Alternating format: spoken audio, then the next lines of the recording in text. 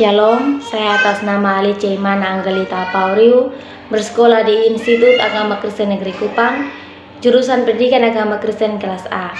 Di sini saya akan menjelaskan materi tentang belajar dan pembelajaran yang memiliki 4 materi yang saya akan menjelaskan, yaitu pengertian belajar dan pembelajaran, yang kedua prinsip-prinsip belajar, yang ketiga hasil belajar, dan yang keempat tipe kegiatan belajar.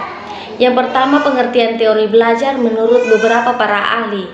Yang pertama, menurut Siswoyo, bahwa teori adalah sebagai seperangkat konsep dan definisi yang saling berhubungan yang mencerminkan suatu pandangan sistematik mengenai fenomena dengan menerangkan hubungan antara variabel dengan tujuan untuk menerangkan dan meramalkan fenomena.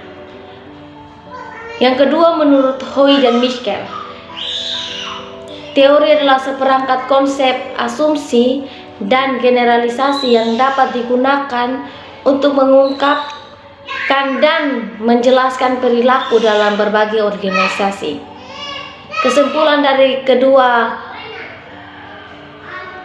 tokoh tersebut adalah seperangkat asas tentang kejadian-kejadian yang di dalamnya memuat ide, konsep, prosedur, dan prinsip yang dapat dipelajari, dianalisis, dan diuji kebenarannya. Menurut Gagne dan dalam bukunya The Condition of Learning pada tahun 1977, belajar merupakan sejenis perubahan yang diperlihatkan dalam perubahan tingkah laku yang keadaannya berbeda dari sebelum. Individu berada dalam situasi belajar dan sesudah melakukan tindakan yang serupa itu,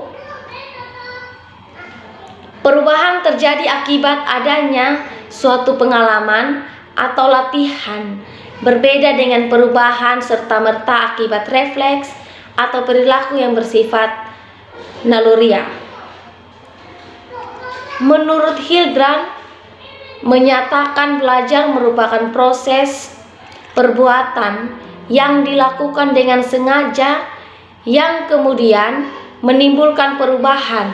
Menurut Hilbrand, menyatakan belajar merupakan proses perbuatan yang dilakukan dengan sengaja yang kemudian menimbulkan perubahan yang keadaannya berbeda dari perbuatan yang ditimbulkan oleh lainnya.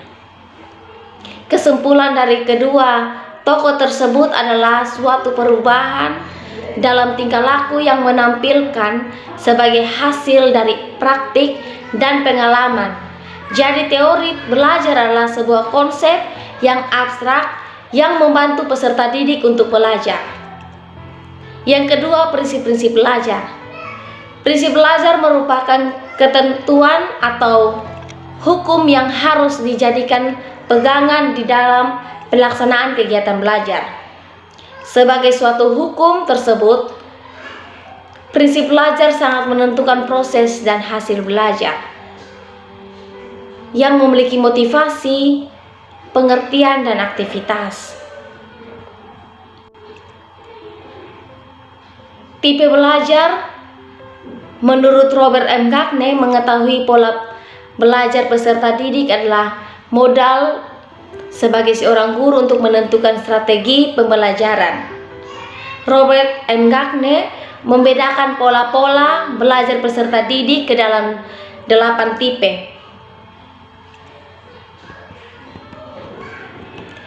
Dari ke-8 yang keempat, tipe kegiatan belajar itu memiliki 8 tipe. Yang pertama, sinyal atau belajar isyarat.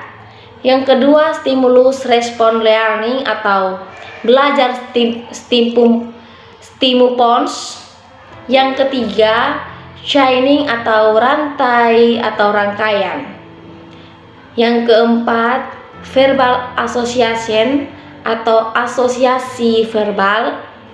Yang kelima, discrimination learning atau belajar diskriminasi. Yang keenam, konsep learning atau belajar konsep. Yang ketujuh, rule learning atau belajar aturan. Yang kedelapan, problem solving atau memecahkan masalah. Sekian dari penjelasan materi singkat saya. Terima kasih, shalom.